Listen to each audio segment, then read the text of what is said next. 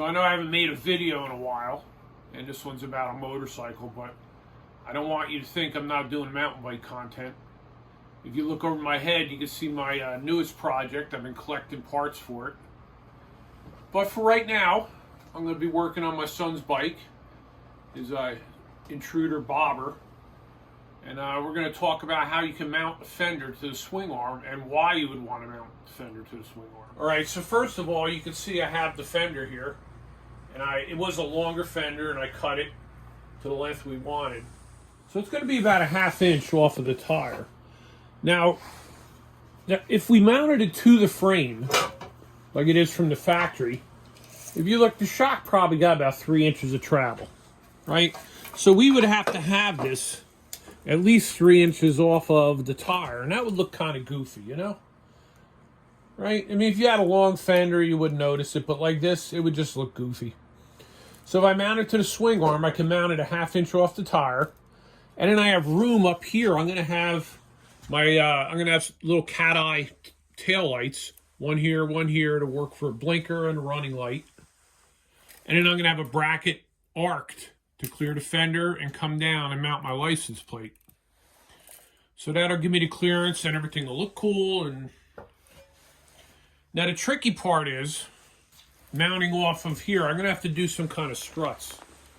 So I'm gonna have to make up some kind of little dog leg thing and see if I can find a stud that doesn't have that stop on it. There's a stop behind the shock. So I'm gonna have to work on that. And then up here, it's going to get mounted to the swing arm. You can see where I ground some of the paint away, where I'm going to weld up in here. So I'm going to have to fabricate a bracket for up here. So let's go up on the workbench, and I'm going to show you what I have in mind. All right, so what I did was, I took the fender, and I marked it out on a piece of paper to get the radius I needed. And I have a roller in work, and I took some 2-inch flat strip and rolled it to match that radius.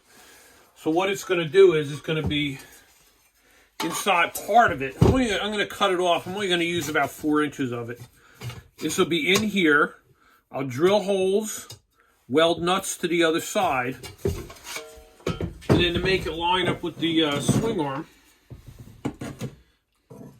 I'm gonna make a piece that makes it straight again, and I'll weld this to the swing arm. So I'm going to work on all that stuff. That's going to be labor intensive. So I'm going to build that, and then I'll come back and I'll show you what all that looks like. All right, so here's the bracket I came up with. Something important I want you to notice, it's not 90 degree. Okay? It's real important that you get it centered. So I clamped it, drilled the holes, I welded nuts to the back. But the way I figured out what angle, see this cut here is parallel to my swing arm. So if you look, this is parallel to that cut. So that's how I knew it would work out. But I wanted to bring out a thought. If you didn't have a way to make this rolled flat strip, if you took what's left of the fender and you just cut out a chunk like that, you could use that for the same thing I did the flat strip with, and then you would just need a flat piece to make your bottom bracket with. So I'm going to put this together, and we're going to put it on a bike in a minute. But the only thing I'm going to say, I'm going to do this in 2 steps now. I was going to do the whole thing with the struts and all today, but I got to really think about it a little bit. So I'm going to do the struts in a separate video. But if you want more detail, like I could have showed the detail building this, and I was thinking, I don't know if anybody really wants to see all that, but if you want to see more detail when I do the rest of the fender, you know, let me know in the comments and I'll do more detail. All right, so we got the bracket bolted on. I'm going to put it on the tire here. I want you to notice, this is what I'm using for spacing. It's 2 pieces of 3/8 clear hose. You can use fuel line, whatever. This is actually something, if you remember back American Chopper, I seen him do this on the show. And it works out really good. Gives you enough space, you know, for the fender. And I'm just going to slip that down in there. And it'll, if you get the hoses equal distance, it'll center the fender, kind of self-centering.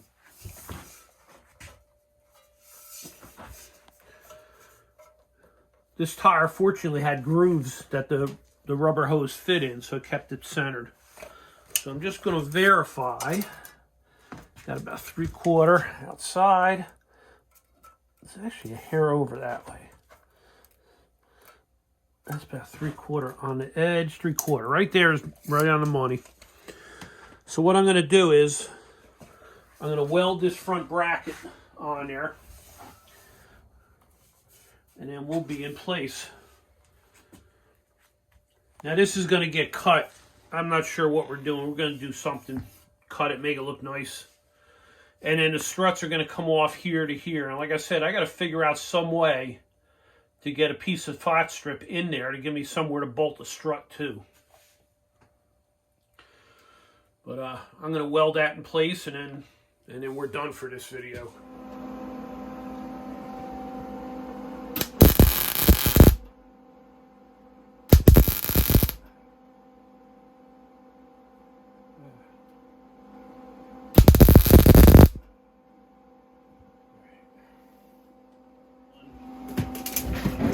Alright, let me get a helmet so I can do it real well.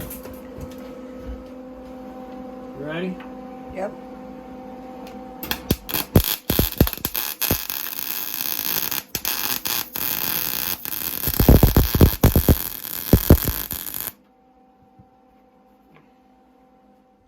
Alright, so after I did the welding, I figured out a way to do a bracket. This is the shock stud. We took it out of here. This is basically just going to screw in like that, and the other end will sit down on there, and I'll be able to bolt the strut to that. But that'll be next time. I'm going to do another video and show making up the struts, and maybe I'll get back to some bicycle content in that same video. But this is going to be it for this time, so hope you learned something, hope you enjoyed it. If you did, feel free to leave a comment and like this video. See you next time.